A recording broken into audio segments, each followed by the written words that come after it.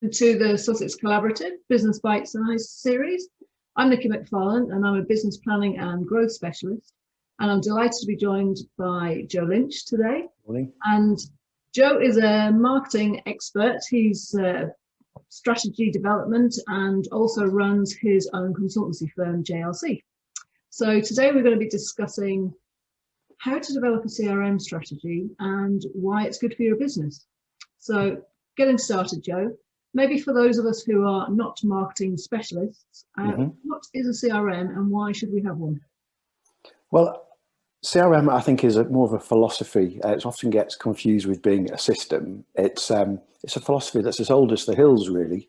If you imagine way back when you'd walk into your favourite store and the storekeeper would know who you were, know what you wanted, know what you'd liked, and would know whether they could sell you a bit more or whether you were just looking for the deal. And what we're trying to do today is just use technology to get that same sort of relationship with customers, but on a bigger scale and possibly automate it. So it's really simple in its foundations. It's just understanding your customers, knowing what to promote to them, when to contact them, and working out how you can maximize the value of your relationship with that customer. Okay, yeah, that sounds good and certainly something every business should be doing. So if we were going to have a CRM, where would we start with developing a strategy? Yeah, it's really important to go back to first principles. So often when I'm helping clients, they get focused too early on what system do we need. It's a system, it's technology, it's software. I think that's the last thing you should think about. The first thing is go right back to first principles and understand, what are we trying to achieve? Are we trying to grow our business and get more customers? Are we trying to increase the frequency of purchase from our customers? Are we trying to upsell? Are we trying to increase the lifetime value or the average order value from your customers? So you need to define what your ambitions are. And then you need to understand how many parts of the organization will get involved in your CRM strategy. And I'll give you a clue. It's not just the marketing team and it's not just the sales team. Everybody in the organization will have some input or some impact upon the CRM system. So you need to, as a whole organization, understand what your objectives are and start to think about what you'll be putting into any CRM system and what you'll expect back in return. You also need to spend quite a lot of time understanding why this might not work. And nearly always that's not technology, it's more of a culture or a people thing. There'll be some people within perhaps the sales team, I've seen examples of this in the past, that feel quite nervous about introducing a system. Because if you have a system, why do you need me? Why should I give you, the organization, all of the contents of my black book, my diary, my address book? If you have that, will you need me? So it's very much about making sure that the whole organization understands that the CRM strategy is here to help them deliver their targets and help the business to growth. It's not about replacing individual relationships. Now, of course, that varies from business to business. Some businesses, particularly those that sell to other businesses, the B2B, they have very strong company relationships or relationships with their clients, and the purchase decision might take place over a year quite easily. Whereas other businesses that focus on consumers may be doing hundreds of thousands of transactions a year, where it's impossible to know every customer. So that becomes a far more automated and probably an online process. So before you even think about meeting any CRM suppliers, and let's be clear, I'm not one, it's really important to understand what you're trying to achieve, how it's going to work, why it might not work, defining what you need, and then you can go out to see who's the best person to suit you. Okay, you mentioned automation there. So you hear a lot about marketing automation. How does that relate to a CRM? They're very much intertwined. Most CRM capabilities, most CRM systems will have some degree of automation. And automation is just a way of using technology to trigger the campaigns that you would do anyway. Traditionally, we would decide, for example, oh, it's coming up to Christmas, let's do our Christmas campaign. And you would send out a message to everybody you thought might be buying before Christmas. What automation allows you to do is trigger campaigns according to the actions of an individual. So it might be that you, Nicky, came onto my website yesterday and you came on today and I suddenly realised Nicky's obviously interested, I'll send her an email.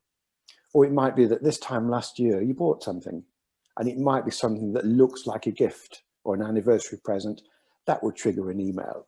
So automation is about looking for individual triggers that will trigger campaigns that are very small in their scope, maybe to only 1 or 2 people, but because they're so targeted and because they're automated, you just leave them to run throughout the year and they'll give you very, very high response rates and a very high return on your investment.